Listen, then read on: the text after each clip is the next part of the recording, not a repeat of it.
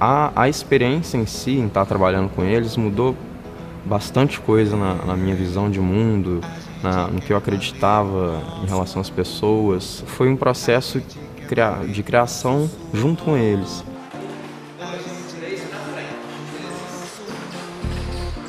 Se recuperar e tentar passar por tudo que nós passamos na vida como vencedores não é tão fácil quanto parece às vezes, né?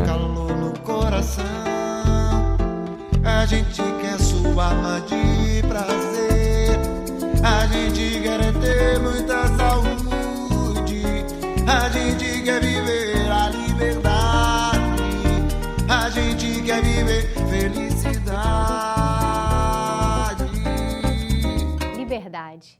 Falar de um conceito pelo seu contrário. Prisão. Eu vim aqui falar de cárcere. Meu nome é Raquel Guimarães, eu tenho uma empresa e nessa empresa, há 10 anos atrás, quando eu abri, eu criei um produto, que aliás veio antes da empresa, naturalmente, né? Primeiro nasceu em mim, que é um produto de moda conceitual, com um alcance de vanguarda, de uma tendência bem forte de uma moda contemporânea, mas feito com elementos rudimentares, que são agulhas e linhas, de forma artesanal.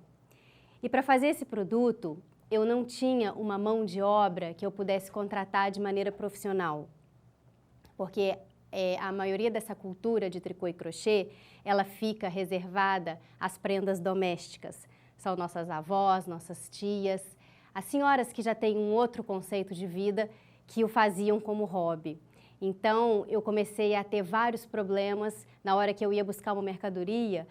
Não consegui entregar a tempo porque o meu fogão explodiu, o meu neto ficou doente, o meu marido se hospitalizou, enfim, coisas do dia a dia de uma senhora dona de casa, que é quem guarda essa riqueza do feito à mão no nosso país, na nossa cultura, no Brasil.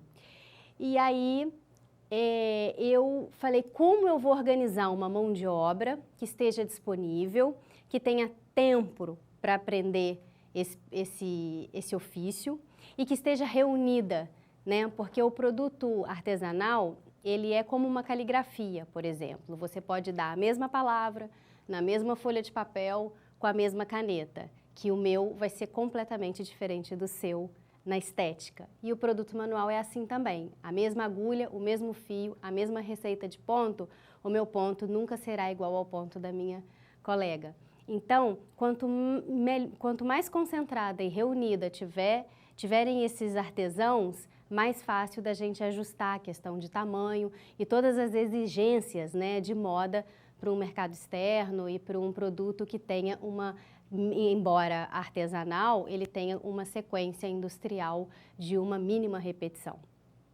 E aí, com esse dilema em mãos, eu falei, onde eu vou buscar uma mão de obra que esteja concentrada e que tenha tempo para aprender esse ofício e fazê-lo de forma profissional.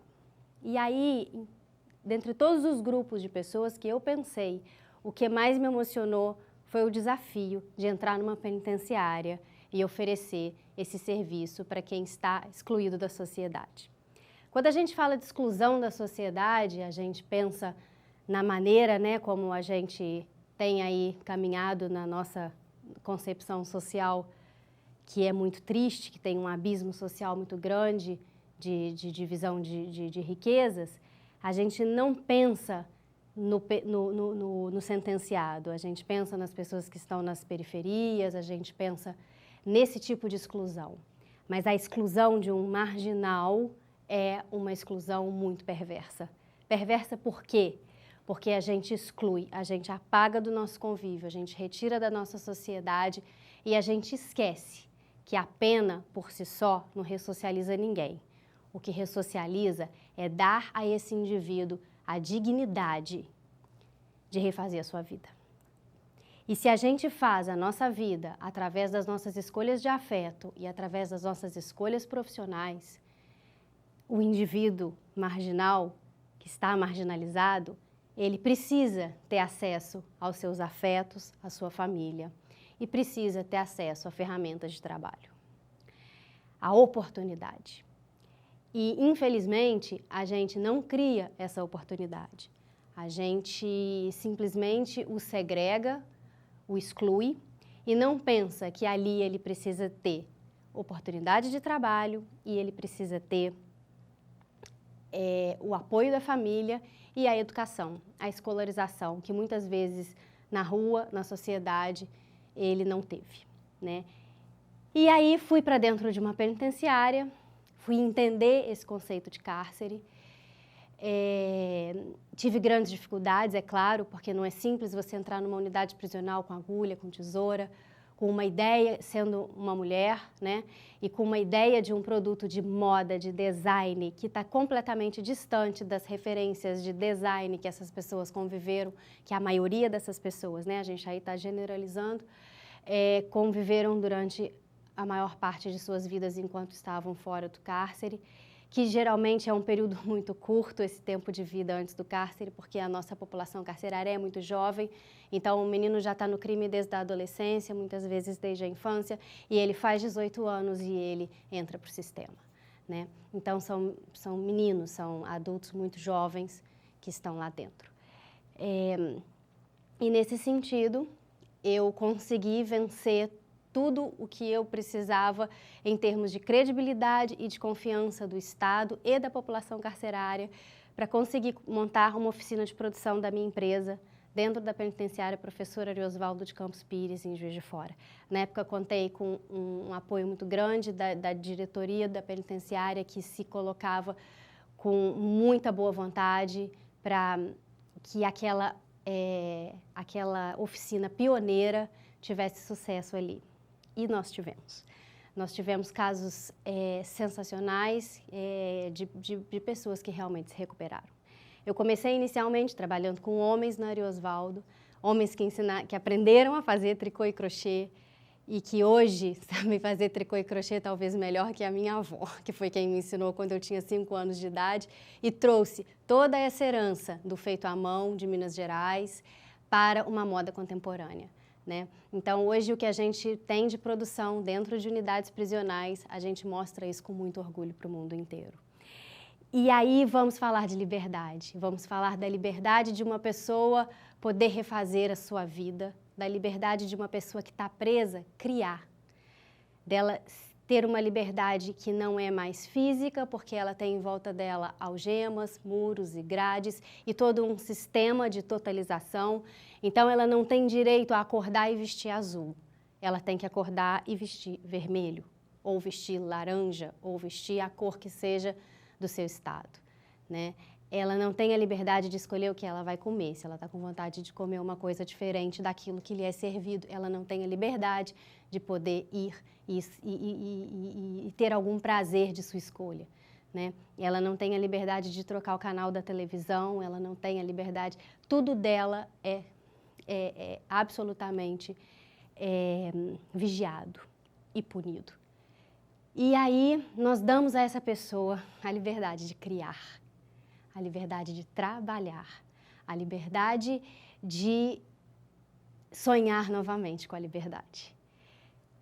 E aí, o que se tornou mais interessante do ponto de vista do entendimento de como a gente leva a nossa vida com o nosso direito à liberdade, é que lá dentro eles não têm liberdade, mas eles têm tempo.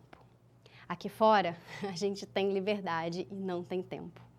E o que eles passaram a fazer para ganhar liberdade é me vender o tempo deles. Esse trabalho é remunerado, a cada 3 dias trabalhados eles têm 1 dia de remissão de pena. Esse trabalho é muito valorizado, né? Então não existe preconceito dentro do sistema. Tem uma brincadeira lá que quando eles começaram, os outros sentenciados que estavam fora do projeto falavam, lá vão as costureiras, né? Porque, como vocês podem imaginar, é uma população extremamente machista. E aí eu comecei a trabalhar dança com eles, aí começaram, lá vão as bailarinas. Até que um dia, um muito grande, muito alto e muito forte, colocou a mão nas cadeiras e falou, lá vão as ricas. Por quê? Porque eles têm salário. E quem tem salário tem autonomia. E quem tem salário tem uma certa liberdade, né? E aí, dentro dessa história, eles se tornaram pessoas me vendendo o seu tempo e eu devolvendo a eles a liberdade, porque eu não, né? a LEP, que é a Lei de Execuções Penais, que garante o trabalho ao sentenciado. Por quê? Porque como eles trabalham 3 dias e tem 1 dia de remissão de pena, então isso significa que eles vão passar menos tempo no cárcere ao longo de sua pena, que eles vão abater 1/3 da pena trabalhando. E aí a sociedade me pergunta muito, nossa, mas a pessoa que cometeu um crime hediondo, ela tem que estar enjaulada, encarcerada e sofrendo muito. Eu contesto. Eu acho que qualquer pessoa precisa de afeto, qualquer pessoa precisa de amor, qualquer pessoa precisa de uma segunda chance. Então, com a minha relação com eles, passa pelo amor, sim. A minha relação com eles passa pelo olho no olho e pelo afeto. Porque eu não quero saber, eu não quero perguntar que crime eles cometeram. O crime fica do lado de fora. Eles estão pagando isso, acertando as suas contas com a justiça. Ali, para mim, eu deixo o crime de fora e entra o trabalhador, e entra o homem. E entra um sujeito que quer recomeçar a sua vida. E eu posso dizer a todos vocês, eles recomeçam. Tem uma história linda de um sentenciado que saiu para o regime semiaberto, me procurou imediatamente, porque eu dou meu telefone, o meu endereço, e ele me procurou imediatamente e falou, Dona Raquel, me dá uma oportunidade. Na época eu abri uma vaga para ele no meu escritório, que a parte burocrática obviamente não fica na penitenciária. E ali ele foi aprendendo tudo o que ele pôde aprender. Ele fez um curso na Universidade Federal de Juiz de Fora, de capacitação profissional na área de administração. Ele havia sido ele havia sido preso por tráfico de drogas e roubo, né? O tráfico, ele arrasta muitos outros crimes junto com ele. E ali ele estava tendo acesso ao meu financeiro, ele estava tendo acesso a todos os votos de confiança que eu poderia dar a ele. Quando o escritório, por questões pessoais minhas de vida, eu me mudei de Juiz de Fora e o escritório saiu de Juiz de Fora, a minha maior preocupação era se ele conseguiria se encaixar novamente com os antecedentes criminais que ele tinha no mercado de trabalho. E o dia, posso dizer, mais feliz da minha vida. Acho que eu até me emociono, assim, pensando. Eu tenho filhos maravilhosos, eu tenho um marido maravilhoso, eu tenho vários momentos felizes e muito felizes da minha vida. Mas eu vou dizer a vocês, o dia que o Célio Tavares me ligou, dizendo que ele, que era um homem, que foi um traficante, que tinha casa, que tinha sítio, que tinha carro zero, estava feliz sendo cobrador de ônibus. Eu não sei dizer a vocês o símbolo que isso tem para mim. É tão magnífico, é tão lindo, que é a liberdade de sonhar, a liberdade de recomeçar com muita humildade, com muita simplicidade. E a liberdade de reencarnar na mesma vida. A gente tem o direito à transformação. A gente precisa da transformação. Viver é se transformar. E o projeto Flor de Lótus é um projeto que busca no ser humano que ele se transforme para o bem. Porque uma coisa que eu vou usar para finalizar essa minha breve fala com vocês é que a flor de lótus, ela nasce na lama e ninguém acredita que dali, daquele ambiente tão inóspito, tanto preconceito, possam sair joias preciosas. O ser humano merece essa segunda chance. E o projeto Flor de Lótus está aqui para convidar vários empresários a criarem coragem, força, perseverança para a gente fazer essa sustentabilidade em recursos humanos. Porque muito se diz de sustentabilidade em recursos materiais, né? A gente realmente tem uma infinidade de possibilidades de reaproveitar o que está descartado, principalmente com criatividade. Mas reaproveitar uma pessoa que está descartada é a sustentabilidade em recursos humanos que eu convido todos os empresários a virem nesse caminho, que é um caminho de recompensa e é um caminho de luz. Muito obrigada.